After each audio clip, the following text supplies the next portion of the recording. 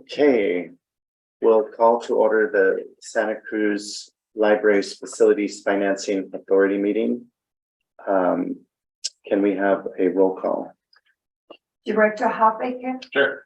Director Goldstein, Here.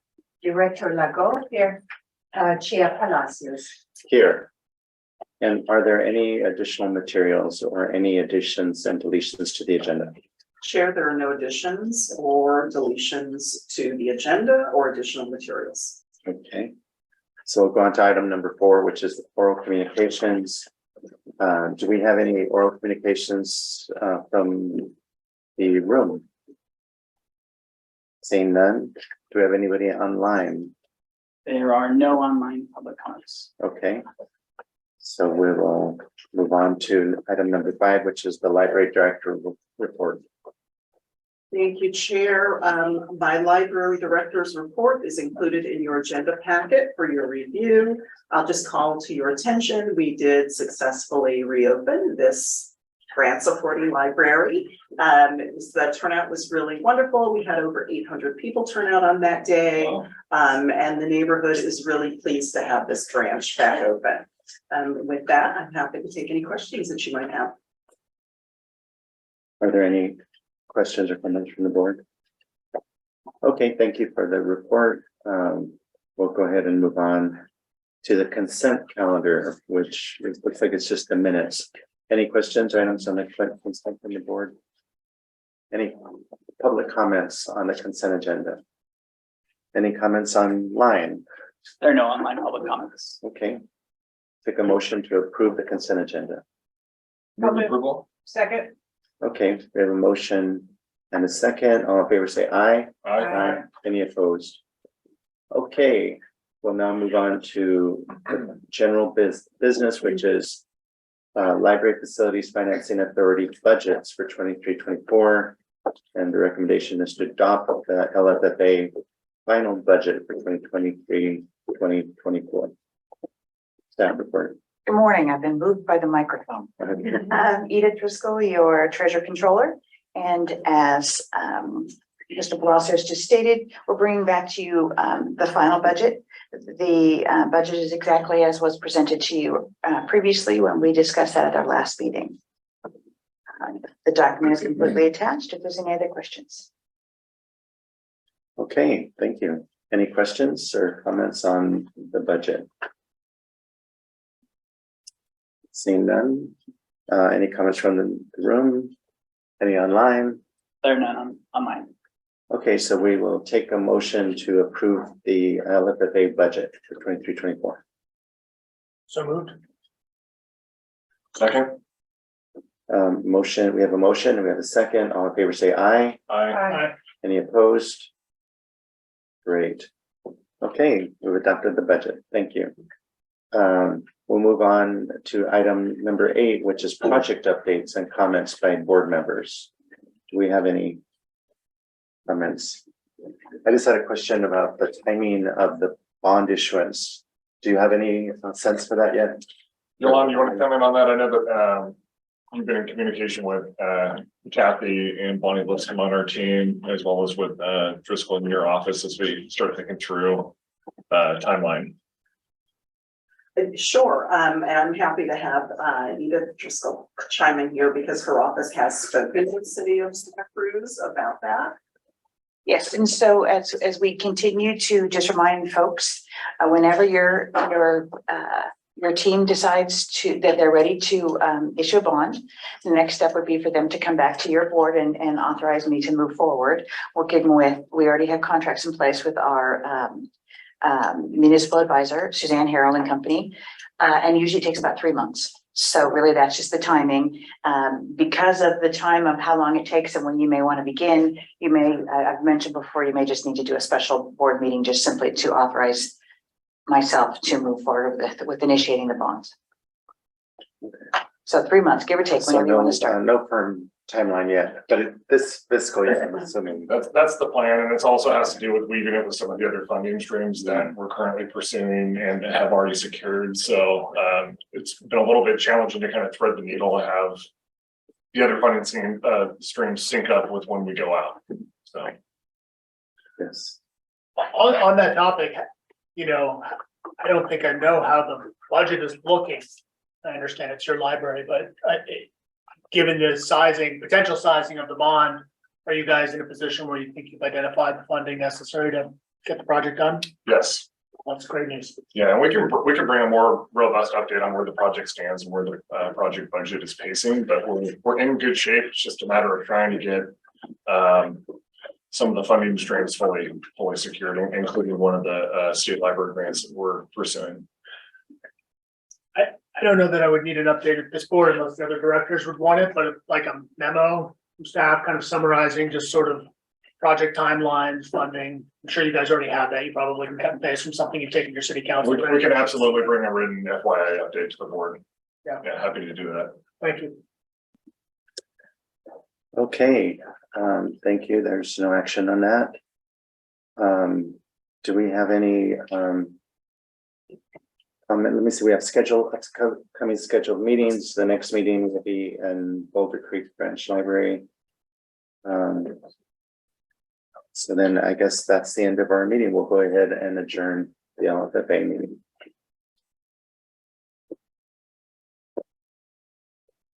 Okay, we'll call to order the Joint Powers Authority meeting. We'll go ahead and have a roll call. Director Halfaker, Sure. Director Goldstein, Here. Director Lago. Here. Chair Palacios. Here. And we'll go ahead and ask if there's any additional materials or any additions or deletions to the agenda.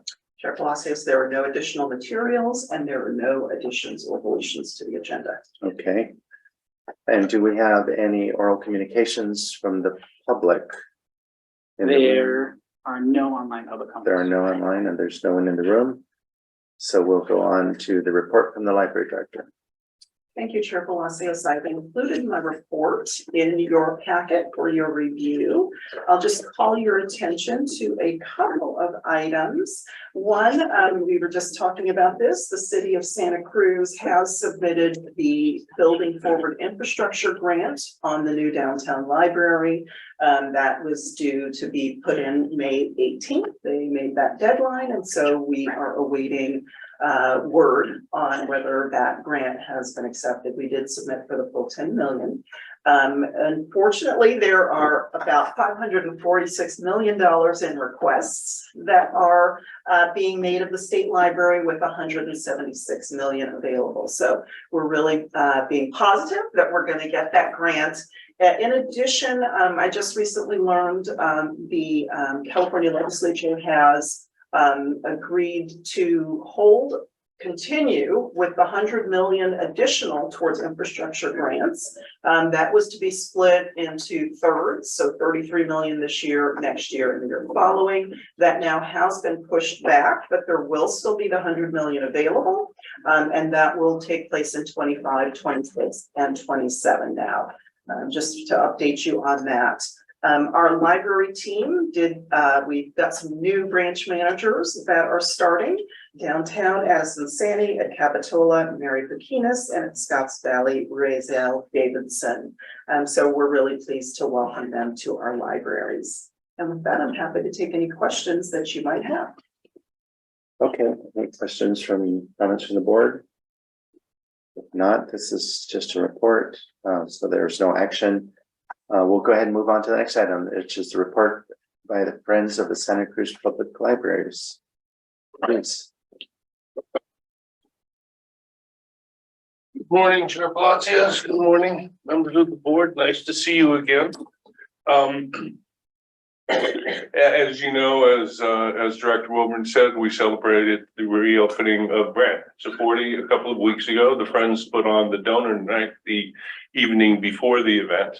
It was really remarkable. It was the largest donor event we've had so far.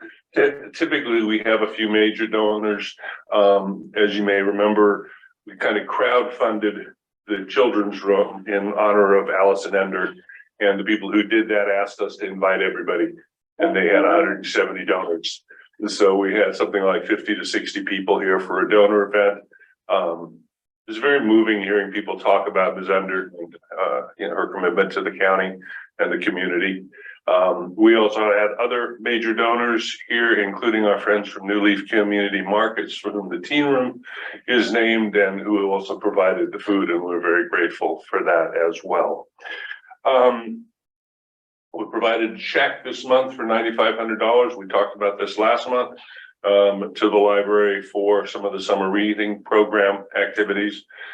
We are also positioned to provide a check for a little over $50,000 for the summer reading program Recover and Thrive, which I believe is in your information about that is in your meeting packet, as well as a check the board approved an expenditure of $394,000 to go to the library and then to the county for the Aptos branch renovation. I thought I'd just take a moment to clarify kind of how we get to those numbers.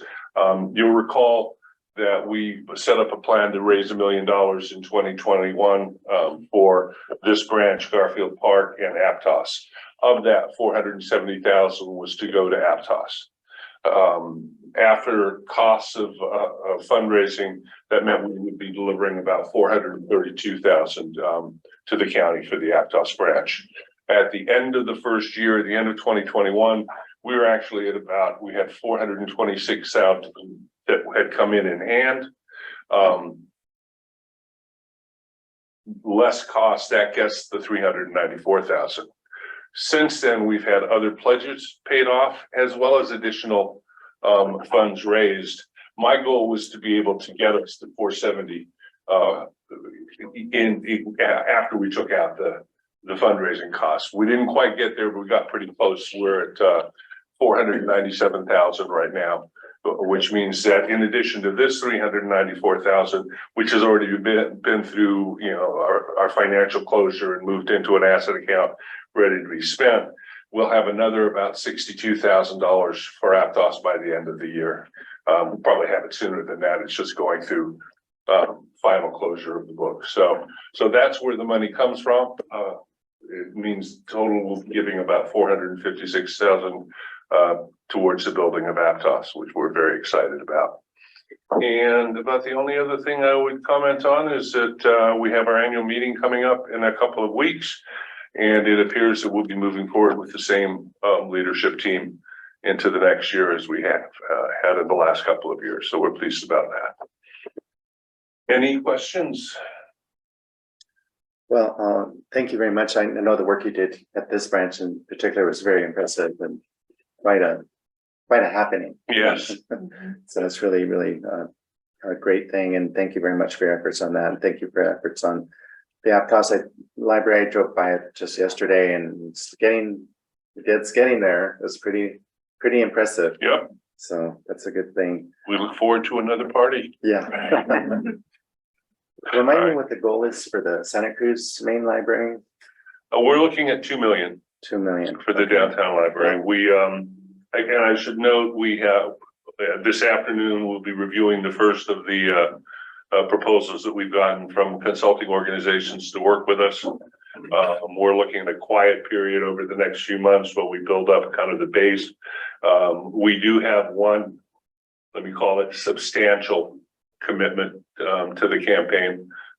We are looking for 2 kind of anchor donors, and we've got one of those nailed down already. So that's where we are. Great. Any comments or questions from the board? Is Santa Cruz considering a naming opportunity for the entire building branch? I mean, that may be a question. We went through with Abe Jason and the library management team, looking at the various naming opportunities. And no, right now we're not looking at one for the library as a whole. Although if somebody came up and said, "Hi, I got $5 million," yeah, we'd certainly talk to them. The major, and I don't have the notes in front of me, but I mean the major naming opportunities are the mezzanine and outdoor garden is one obvious one. The children's room is another. I think we came up with something like 12 to 14 naming opportunities, ranging sort of from the kind of $200,000 level down to the $10,000 to $20,000 level. So I think that'll work well for us. Great, thank you. Okay, any other comments, questions? All right, Okay, thank you. very much. And there's no action on that item. We'll move to the report by the Library Advisory Commission. Chair, it looks like our commission chair, Mike Tomini, is not here today, so I do not believe we have a report. Okay. We'll go ahead and move on then to the consent calendar. Do we have any comments or questions from the board on the consent calendar? Seeing none, do we have any comments from the public, either in the room or online, on the consent? There are no online public comments. Okay, so we'll go ahead and take a motion to approve the consent calendar. So moved. Second. Okay, we have a motion and a second. All in favor, say aye. Aye. Any opposed? Okay, consent is approved. We'll go ahead and move on to general business.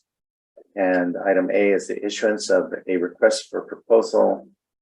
The staff recommendation is to accept and authorize the issuance of a request for proposal to research and recommend an administrative support model along with associated costs. Okay. Thank you, Chair Palacios. This item is a motion to approve our issuing a request for proposals in conjunction with the City of Santa Cruz. As you recall, at our last meeting, we had a discussion a little bit about with regard to our budget, cost allocations. The current service agreement that we're using actually expired in June of 2018. However, the City of Santa Cruz has continued to honor that agreement. And so they have agreed to honor that through 2025 when we renegotiate the memoranda of the MOE agreement for the cost allocations that each of the cities and county pay. So we have included in this packet the information about scope of the project. We've gone through and spoken with various city departments and library staff on the work that each side or each party does with regard to library services. So our hope is that we can get a good cost analysis on what the value of those services are.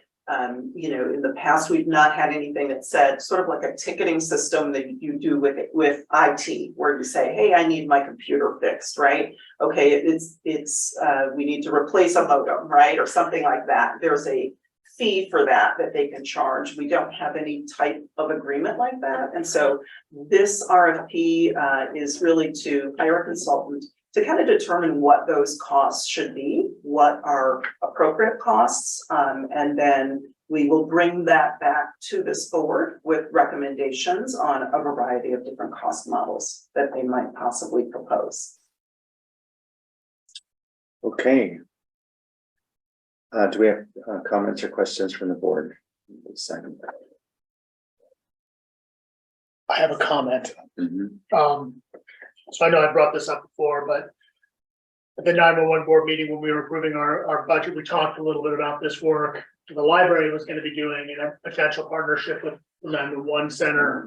And so I just want to continue to reiterate sort of my hope that while this analysis looks at doing everything administrative within the library, continuing a relationship with Santa Cruz, what the right cost would be for that we do also find a way to look at what the administrative needs are at 911. And I don't serve as the city's representative on the ASA board, but I would assume they're sort of in the same boat. And so if in this proposal, there's optional extra costs that would be borne by those entities or something, I guess I don't know that the library should bear all the costs associated with something like that, but request that we continue to research that and include it as one of the options, and whether or not those other agencies should be kicking in a small portion as well, would seem appropriate to me. I'm happy to move forward with that, and actually we'll be scheduling a meeting in a couple of weeks to meet with someone from 911 to have kind of that discussion about our preliminary stages and then what that might look like as a possibility of what could be explored through this proposal. Good. Well, thank you. As you know, the ASA, the animal shelter, is moving to a standalone JPA from being under the county. And it's, of course, that's a simpler move because it's less employees and so forth. But it's interesting that actually, from PERS point of view, they want that. That's what they want. They don't want people to be, employees of a city, but they're really not. They're employees of the JPA. They really want that. But yet it took a ton of work to get to PERS to realize we're complying with your policy. And they're like, wow. And we wanted, of course, nobody to lose their status under PERS. That was the big issue. So in the end, we're able to do that. So we worked through it. We had to hire a consultant and we had to prove to them this was their own policy. And then now the idea is to take the accrued unfunded liability and apportion it. That's the only issue left remaining, but it should be fairly small. So in any event, I think it is, I don't know if we want to go that far, but it is something to look at because they are going to have their own, they still are going to, I imagine, contract with the county for some of their services for their accounting, and similar to what the 911 center does. They contract with the county for their payroll and accounting and so forth. But there could be, I would hope that whoever the consultant is, that they interview each of us and that we stay in touch with each of them so that we can have input, because I could see a hybrid model also, where there may be a way to form some kind of standalone JPA for some of the tasks and maybe not all of them.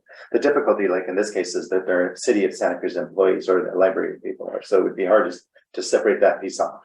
But you could separate off the accounting, the budgeting, the IT, and there might, so it may be, it's a hybrid model might be an option, especially if you're combining it with the 911 center and with the animal shelter, and maybe having one sort of, as Jamie has talked about, one sort of administrative entity that does that. So anyway, I just want to make sure that whoever we select interviews each of us and talks to us so that we can have some input into how they're going to research the models. Absolutely, and that is what we're looking for out of this analysis, someone to really look at, is an administrative JPA an option? Is it the best option staying with the city? Is it some other hybrid model?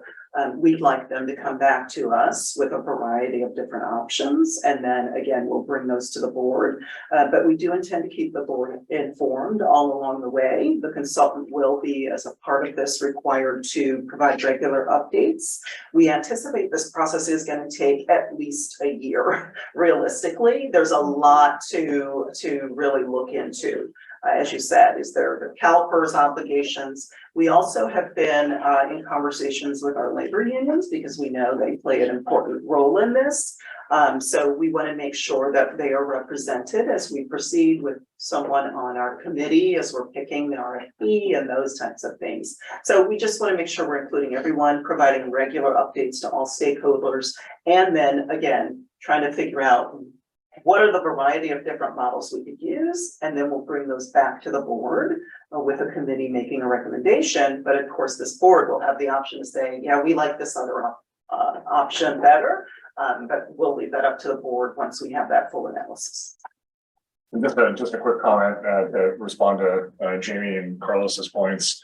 The RFP was intentionally structured to run those questions to ground, and I just appreciate that Yolande and Laura on my staff were really intentional about ensuring that that scope is built in so that there's opportunities for us to look at this more broadly outside of just the library JPA. I also think there's a lot of good reasons why we're finally running this to ground. There's been kind of some longstanding, at times, cumbersomeness related to how we're supporting all of our JPAs, and if there's an opportunity for us to scale that in a way that ensures that all the agencies' needs are being met, but also that those services are being accurately tracked from a cost and services standpoint. So look forward to helping to support it, and appreciate again the work to bring it forward. Okay, any other comments? If not, we'll go to the public. Any public comments on this item? And online, anything? There are no online public comments. Okay, so we'll go ahead and take a motion to approve the issuance of the RFP. I authorize the issuance of the RFP as proposed by Scott. Second. Okay, we have a motion and we have a second. All in favor say aye. Aye. Any opposed? Okay, that is approved. Thank you very much. We'll move to item B, which is Link Plus presentation. And This is by Sarah Harbison. Hi, good morning, board chair. My name is Sarah Harbison. I'm the manager of Collection Management Services. I'm just going to adjust my chair so I can see the screen as well. I'm here to give just a collections update and introduce you to Link Plus, which is a service that we will be exploring this year.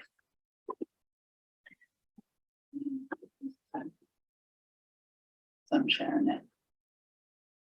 There you go. Okay. Here we go. So first, I just wanted to start with a temperature check of our collection. So this is some information from Collection HQ, which is a collection performance tool that we use at the library. So this just shows the past couple of years of our circulation numbers and turnover. And as you can see, there's a trend upward for our circulation numbers. And then turnover is the circulation divided by the number of items that we have in our collection. And you'll notice there is a slight downward trend there, and that is likely due to us adding so many more items to the collection, especially for the new branches that are opening. We've been ordering a lot of materials for those branches. And this is data from all audiences, so adults, teens, and kids collections, and it's system-wide, so all the branches. I did take a look at the different audiences alone, so adult and teen and kids, and they all are very similar in trajectory to this one.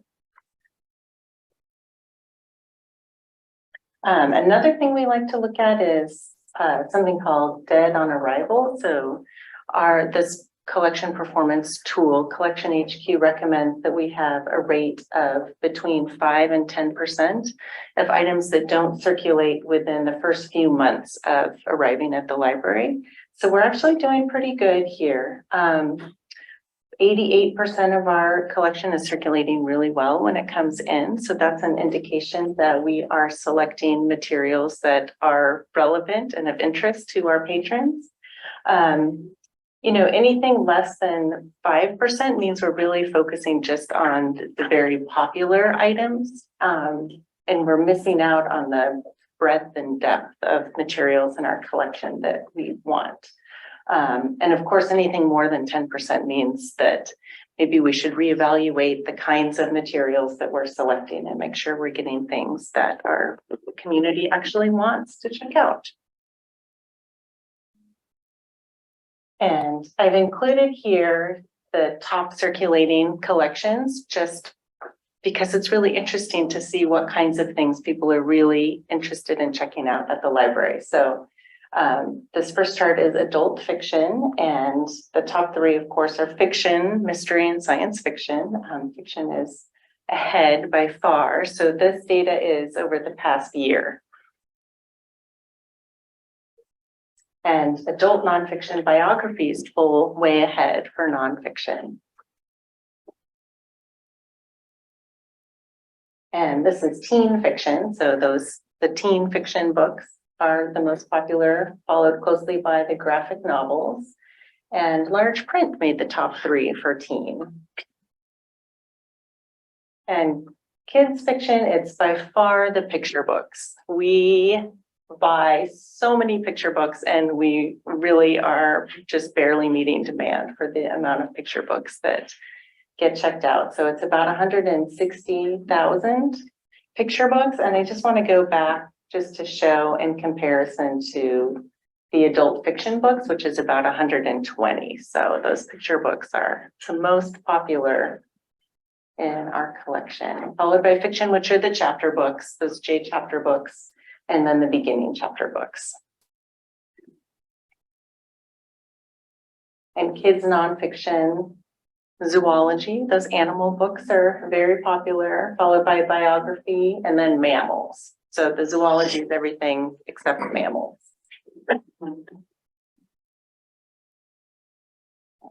And this is how we've been spending our materials budget for the past 5 years. So physical is everything that we receive in the mail or in shipment to the library. So that's the books, the DVDs, the audiobooks, the magazines. All of that is included in physical spending. And then the digital is the ebooks, the e-audiobooks, streaming video, streaming music, and the digital magazines as well. So Overdrive and Hoopla are included in there. And you can see in fiscal year 2021 there, we had a significant increase in our digital spending, and that was during the pandemic, especially when the Friends helped us out so much with some fundraising for e-materials during that time. We had a little uptick in our percentage of physical spending this past year, and again, that was likely due to all the purchasing we've been doing for the opening branches and getting new materials on their shelves. But I expect the trend to continue to have more digital spending in future fiscal years. The demand is really growing. And yeah, that's what we're looking like for physical versus digital.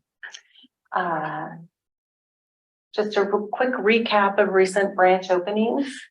These are not the most beautiful photos of each branch that I chose, but I tried to choose a photo that showed the empty shelves in each branch before they open, since we're looking at a collections update here, and it was our role to fill those shelves with books and materials. So this is Boulder Creek.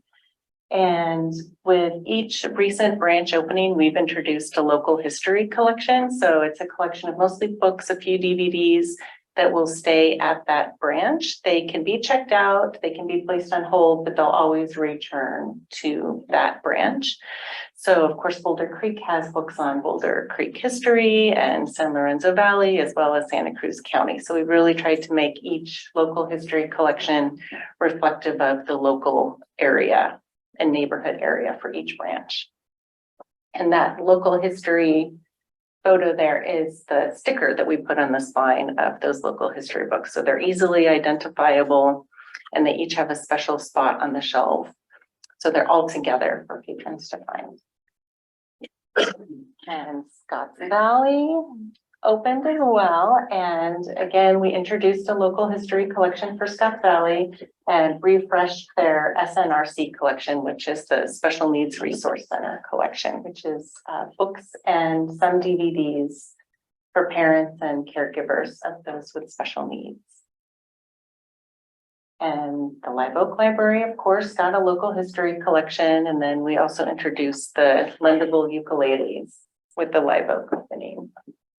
And those have been really well received. And so far, we have not had to replace any strings, which my team is very pleased that they haven't had to do that. And we haven't seen any damage. So it's really been wonderful that we've made it, gosh, almost a year without seeing any damage to those instruments.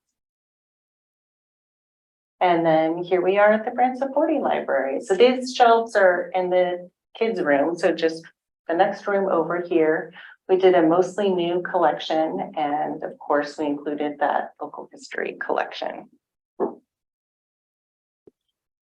And we are ordering for the Aptos Library now. We've got over 100, probably close to 200 cartons of books stored for us in a warehouse ready to ship soon as we give the word that we're ready. The selectors have been working on this for months now of selecting materials and working with the collection development team and our vendor to select materials. We're also ordering new audiobooks and DVDs as well for that branch. And so looking ahead at the materials budget this coming year, we are going to spend out the McCaskill Trust for Visually Impaired. So for decades, we've just been spending the interest on that fund and purchasing, it used to be a lot of Braille books and what they would call talking books. So those are the audio books. And so we will try to buy Braille. That's a little hard to find now. But also large type books, audio books, which are both the CD and playaway format. And then we're also including the e-audiobooks and ebooks. for the McCaskill Trust. And each physical item, of course, we can't do it with the ebooks or e-audiobooks, but each physical item, the book or the CD or playaway, gets a little plate inside that says, kind of hard to read, but it says presented to the Santa Cruz Public Libraries by the Annie McCaskill Trust for the Visually Impaired. And now I wanted just to give a brief introduction to what Link Plus is. And it's free to patrons. And it is a resource that allows our card holders to borrow materials from other participating libraries of things that we don't have in our collection. And then the reverse is true, that it would allow other participating libraries patrons to borrow our materials as well. And we can opt in for just books or books and media. So that would include audiobooks and DVDs as well. There are many many public libraries and some academic libraries throughout California and Nevada. It's a lot of Northern California and Bay Area libraries that participate in this.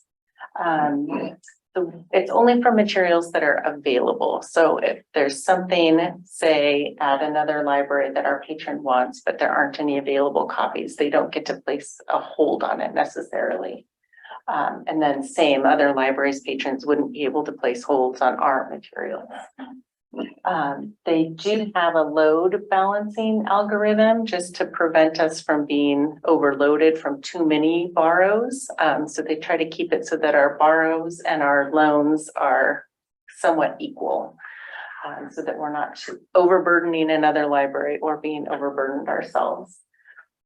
Usually requests are delivered within 4 to 7 business days. I've heard it's pretty quick. There's a courier service that works and delivers and picks up between all the participating libraries.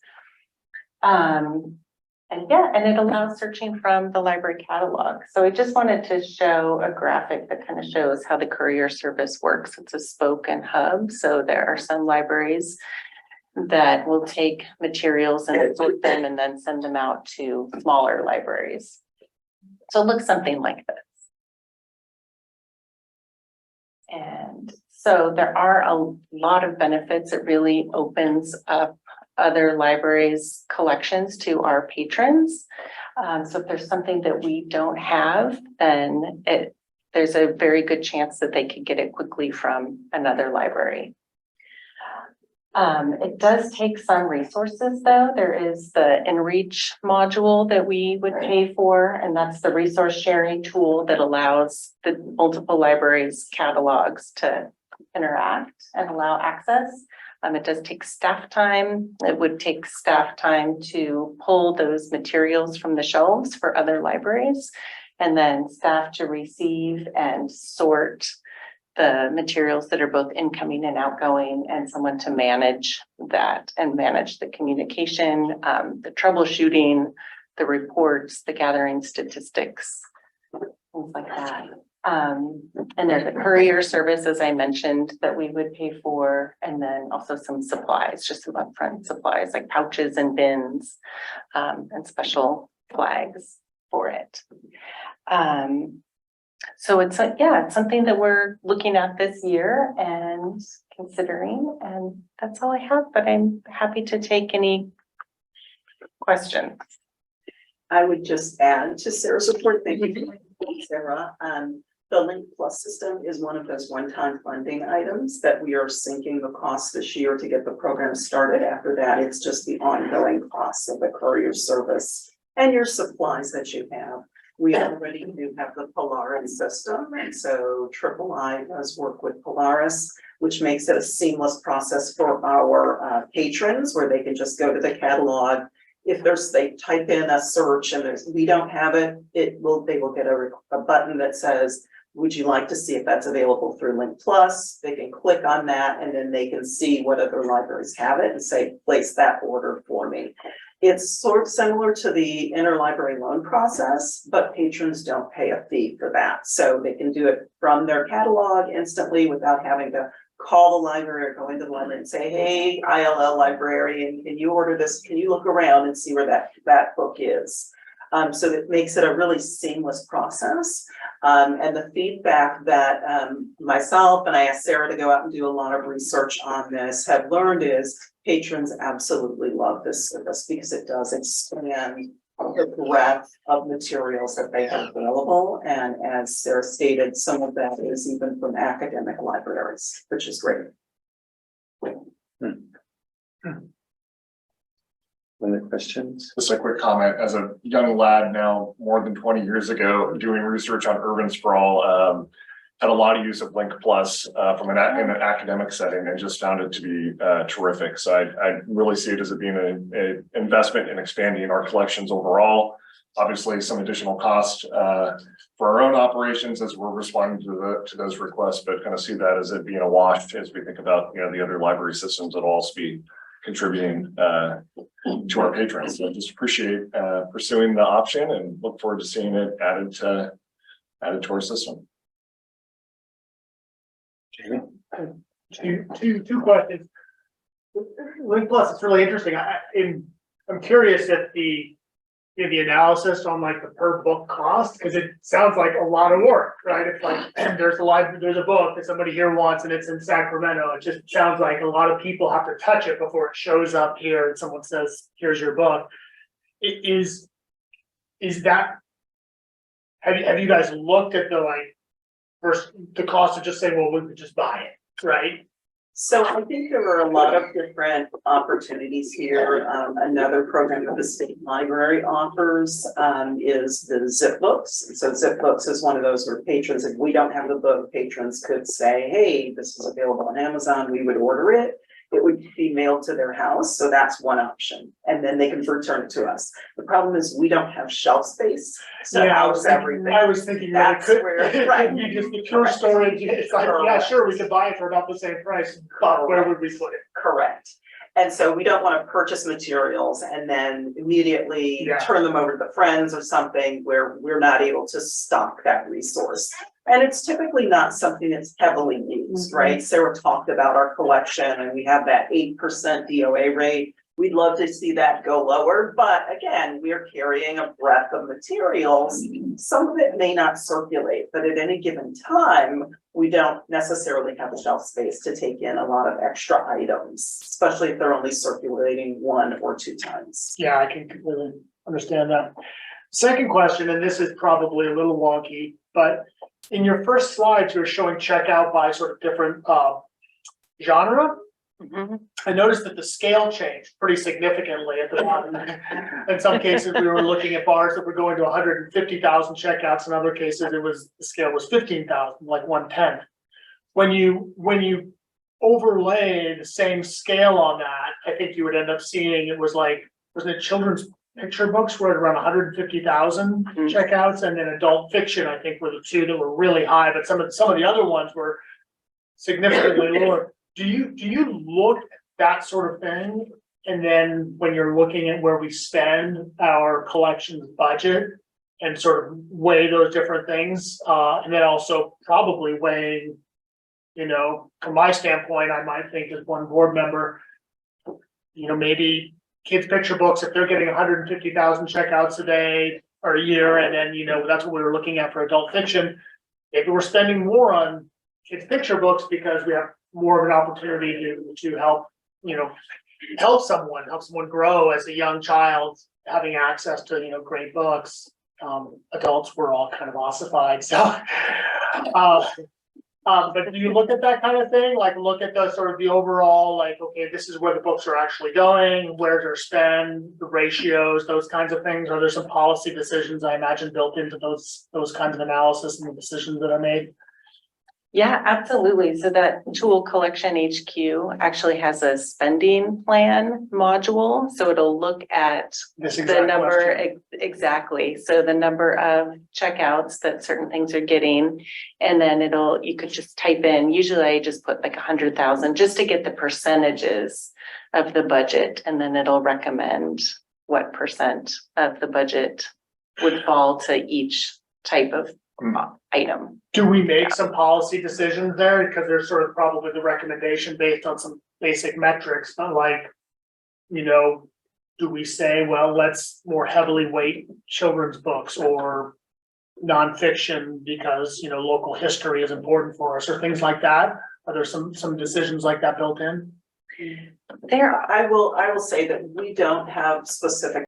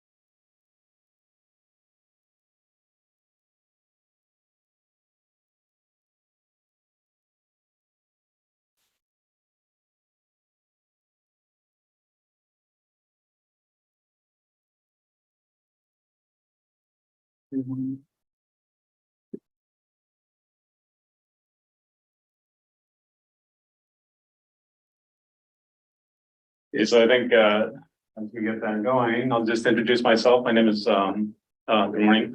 My name is Carlos Silva. I'm the IT manager for the Santa Cruz Public Library, and I will be presenting the 3-year technology plan for the Santa Cruz Public Library. Let's see here. So this is the agenda. I think we can. Okay, so I think this is the agenda for today. I'll introduce myself, which I just did, and then I'll talk a little bit about the team. And then also we'll talk a little bit about what's been happening in the previous year as far as IT goes and technology here at the library. And then we'll go into, the vision that kind of drove this technology plan as well as the assumptions. And then get to the actual plan itself, so. Is it not working? No. Okay. All right, so that's a little small. So like I said, my name is Carlos Silva. I was previously with the city of Santa Cruz, but with the IT team there about 17 years. Just finished up my first year here at the library in May. And so this is the team that we have now. And I'll talk a little bit more about like how we got to this, how we got where we were before this team. A lot of the staff here is fairly new. We have, three new team members. Filiberto Garcia was with the library already. He was promoted to Network and Systems Administrator. Anne has been, with the library system a long time. She's one of our lead programmers. And so more recently hired Ryan Richer, who's also another programmer. And, Tom Dempsey and Kira. Kira's been a long-standing library employee and then has transferred over to the IT team. Very lucky to have her, a lot of library knowledge there. And then Miguel is a more current network and systems administrator, came over to us from Kaiser. So a lot of good networking engineering experience. So, I mentioned I've been here about a year, close to it. Well, just finished up a year in May. So when I first started, there was about a total of 3 staff members that were full-time staff members at the library. And so what's happened over the last year, there's been a lot of recruitment, interviewing, just building up the staff, basically. And that's what you saw there in that diagram. We have one more position that we're filling and they're starting here in a couple of weeks. So that'll fill up our vacancies and we'll have a full staff. So just as I mentioned over the last year or so, other than hiring staff, what's been happening, with the IT team at the library. So we moved from, you might know, we moved from the downtown building, we moved the IT staff from the downtown building over to the headquarters building. So we're in a new space at the headquarters building. We've also just more recently moved our ILS, our Polaris system, our core software that we use for the library, we moved it to the cloud.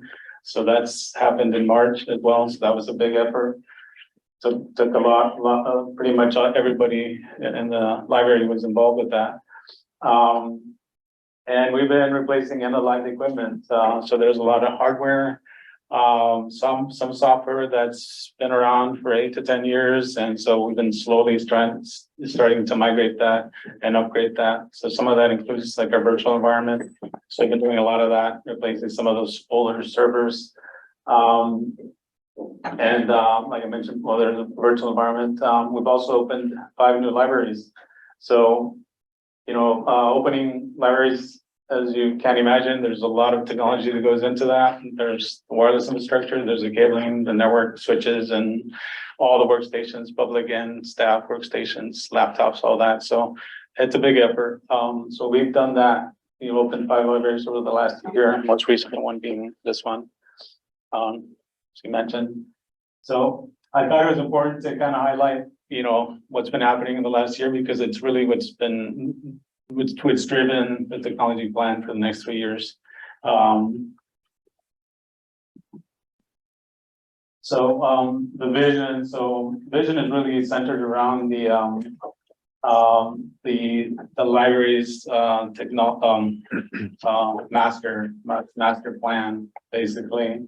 And so that is to, I'll just go ahead and read this. So the implementation of the information technology strategic plan will prepare the Santa Cruz Public Libraries and its communities to bridge the digital divide by ensuring that all library patrons have access to modern, reliable technology. So that's really the vision, and that's really is, the core of the library's master plan itself. So, and that, in order to do that, these are some of the goals that we have for the next 3 years, which I'll go through in a little bit. So some of the assumptions again is embedded or part of what the library's strategic plan is, and that is to partly to deliver reliable technology services to staff and community members who we serve. So those are, the principal assumptions, and really primary directive for IT is, as far as I'm concerned, is to be able to provide that for all community members as well as staff.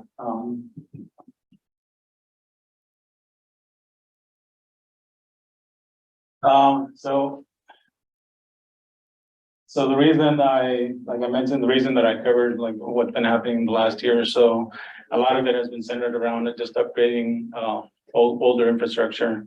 So a lot of our workstations, for example, are 8 to 10 years old. Usually, you want to keep those 3 to 4 years or so. A lot of our servers have been end of life. Whether they're switches, which basically manage the central communications for all the devices. So all that infrastructure is very aged infrastructure. A lot of it's end of life. So that's just the hardware pieces. A lot of the software is kind of in the same boat.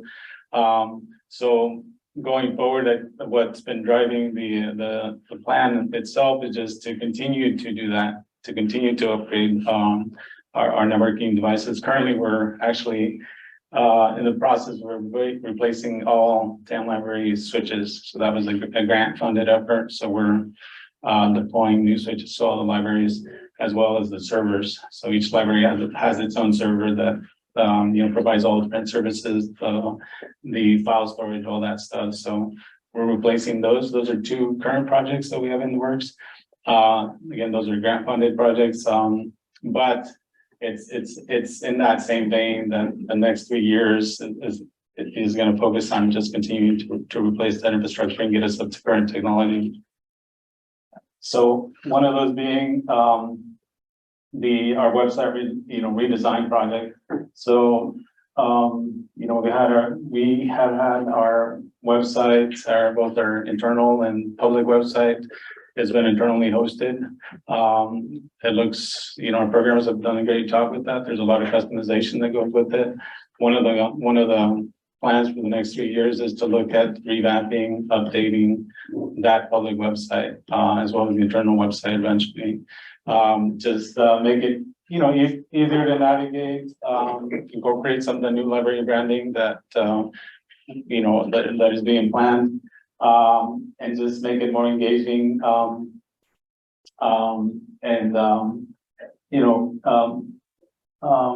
just make it, easier and more, easy to navigate, basically. So that's one of the core projects that we have in the works. I've been talking to some vendors, some that the city used when they upgraded their website. So that's one of the projects we intend to tackle in the coming 3 years. So I talked a little bit about computers. So basically what we want to get to is to formally implement a computer replacement strategy. So the library hasn't had that, partly because of staffing. We just basically keeping the lights on.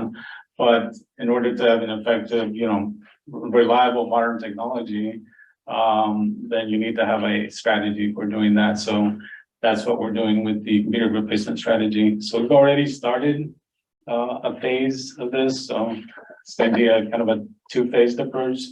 So we've started replacing some of these staff computers at the library branches. We're going to continue to do that. And so we start with staff, and then we continue with the public computers. Public computers are basically in the same boat. They're older, 8 to 10 year systems. When they break down, a lot of times it's replacing parts. So we don't necessarily want to be in the business of replacing parts when I have computers that are under warranty. So that's what the replacement strategy is going to get for us.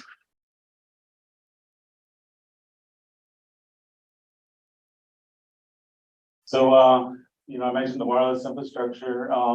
We have a decent wireless infrastructure now. It's a very complex system because it serves both the public and the staff, as well as some other hidden networks that we have for staff specifically.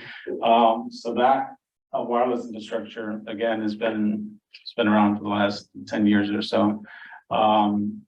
They're good devices, but they're older technology. So there's some newer technology out there that is more efficient, gets us better speed. So in the next 3 years, that is one of the things that we want to do, is replace the infrastructure itself. That includes all the wireless access points and all the libraries, including the controllers that manage those. So I think that's an important piece. I think that's how we serve the community. And there's a lot of usage to the wireless infrastructure, obviously. And so the plan is to replace that with new modern equipment that's easier to manage for us.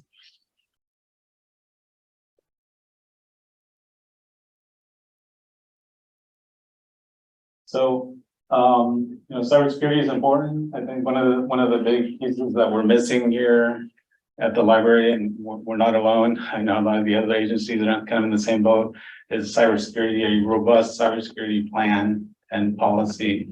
One of the components to that is cybersecurity awareness training. So this is for, to have a staff that is aware of the latest threats to the environment, what to look for.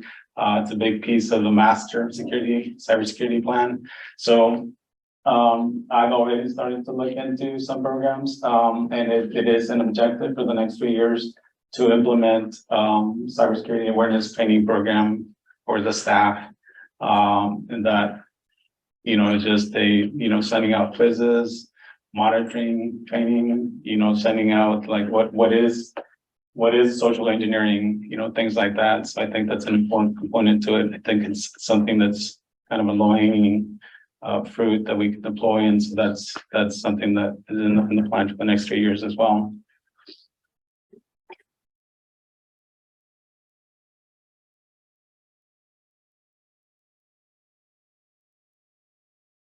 And so it's a pretty straightforward plan. Like I said, it just stems from like just doing more of what we've been doing. And we have aging equipment. We want to replace that. We want to get, modern equipment that runs more efficiently, makes us more secure. And so I think we have a pretty clear path for that. And so these are some of the projects we have in the works for the next 3 years. take any questions. Okay, thank you very much. Yeah. Do we have questions or comments from the board? Liz? Just a couple of comments. One, this is a huge project. It sounds like you're undertaking, and I empathize with the challenges as we've been doing the same thing in Scotts Valley and supply chain issues and, Yep. Ordering equipment that doesn't come for months and months and months. So it's definitely a challenge to replace all of that infrastructure, and hopefully the supply chain issues get better. Yeah. Over time, but yeah, thank you for taking that on. And then also just wanted to, invite you to participate. I believe all of our IT directors are starting a group where they're sharing information and resources and just collaborating amongst the cities and the county IT directors. And so be happy, I'm sure they would love to have you join that group as well as they, work on the cybersecurity issues as well as just IT in general. So would love to have you participate in that. Yeah, thank you. That would be great. Yeah, thanks. But yeah, supply chain, I think the switches that I mentioned, we ordered those last August and they were supposed to come this August. I think they moved them up to June, so things are getting better with supply chain, but yeah, it's a little frustrating. You really have to plan further out to deploy these projects. So yeah, thanks. Any comments? Okay, well, I'll just say thank you. This is very good, and we've definitely needed it for many years. I'm glad to see it's getting done, and I think really it's such a vital piece of what we do, and look forward to seeing the improvements, especially the website. I think that'll be a really good thing that all of us implement. So thank you, Allison, thank you for your leadership on this. Thank you. Okay, do we have any questions or comments on this? Anyone on the line? There are no online public comments. Okay. So then we'll move on to item D, which is the 23-24 public library budget. Thank you, Chair Palacios. The next item is to adopt the fiscal year 2024 library operating budget. This is the same budget that we presented to you last time. We did, however, add a couple of things. We listened to what the feedback from the board where you said, hey, we'd be in favor of supporting some one-time projects. And so we did add 2 items. There were already some one-time projects, and part of that was the IT infrastructure, part of that was the Link Plus item. But we also added organizational assessment, and we sort of put 140,000 placeholder there for that, as well as long-range financial plan. That organizational assessment would include a classification study. We know that a number of our job descriptions are out of date, and so we want to get those up to date. And then the other piece, the long-term financial assessment or plan for our fund balance and projecting out how should we spend that money. I think those are going to be important pieces, especially as we move forward with the administrative JPA or whatever that model is that we select. We need to know what can we afford, right? So we have the consultant now who's going to do the cost benefit analysis. When they bring that back, we need to know what positions we have, what that's going to price out at, and then how that's going to look in that 10-year financial strategy that we're going to put in place. So we've added those 2 items, but other than that, the budget is as we presented last time, and I'm happy to take any questions that you might have. Okay, thank you.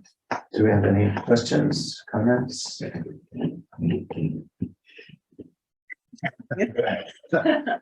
This wasn't a single but I had a question. It's just trying to get the auto rotate to work here.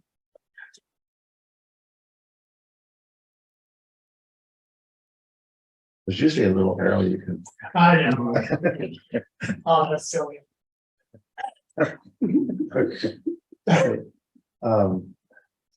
Okay, I think we're pretty good. It doesn't look like we have any questions or comments. Do we have anything from the public on the budget?